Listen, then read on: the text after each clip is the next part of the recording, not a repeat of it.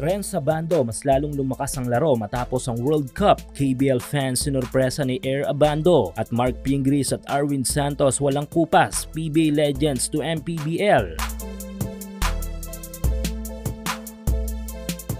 Hindi man nakuha ng ating national team ang minimithing kampyonato o makausad man lang sa second round ng World Cup at makuha ang Best Asian Team finisher sa nakaraang 2023 FIBA World Cup, ay naredeem naman ng Gilas kahit papano siguro ang bansa nang makuha natin ang kaisa-isang panalo kontra powerhouse team sa Asia na China with big margin of points. Hindi rin kasi madaling matalo ang mga Chinese. Bukod sa full force din ang mga ito with solid preparation, ay meron din silang gamit na NBA player, naturalized player. Pero maliban sa ilang mga malalaro natin na nagningning sa mga World Cup games ng Gilas, ay may isa tayong malalaro na talaga namang nagpakita ng mahusay na abilidad last World Cup. Ito nga ay walang iba kundi si kabayang Renz Abando. Nag-average si Renz sa World Cup ng 5.2 points, 4.2 rebounds at 0.4 assists. Best game ni Renz ay kontra sa China kung saan ay gumawa ito ng 14 points. Habang mahusay na defensive skills naman ang ipinamalas nito kontra South Sudan kung saan ay nakapagtala ito ng 3 blocks. At sa tulong ng experience na ito ni Abando sa World Cup kung saan ay best of the best sa mga players and coaches, ay makakatulong ito sa kanyang development. At speaking of development, ay agad na nag-take effect ang karanasan na nag-gain ni Renz sa World Cup sa pamamagitan ng muling paglalaro nito sa KBL. Kumamada si Abando sa preseason game ng KBL ng 13 puntos. Maliban dito ay nakuha din ng team ni Abando ang panalo sa laban na ito sa final score na 91-84. Nakalaban pala ng team ni Abando na KGC Anyang ay ang team ng Ulsan Mobis Pobis na dating team ni RJ Abarientos. Tatak Abando ang ipinakitang laro ni Renz dito kung saan ay nakita pa rin natin ang energy nito sa laro, athleticism at yung hustle na dala niya sa game. Dahil dito ay tila na sorpresa ang mga KBL fans dahil sa magandang development ni Kabayan.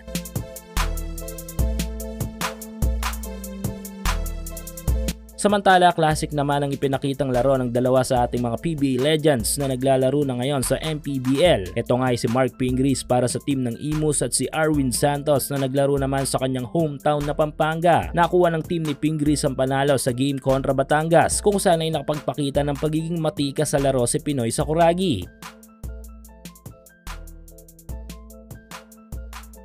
Same thing kay Santos na nakuha din ng panalo sa kanyang debut game kontra Marikina. Though medyo hindi pa ganong kalaki ang puntos na naiambag ni Arwin sa Giant Lantern scoring 4 points, ay naasahan ng Pampanga ang malaking tulong nito sa mga darating na laban.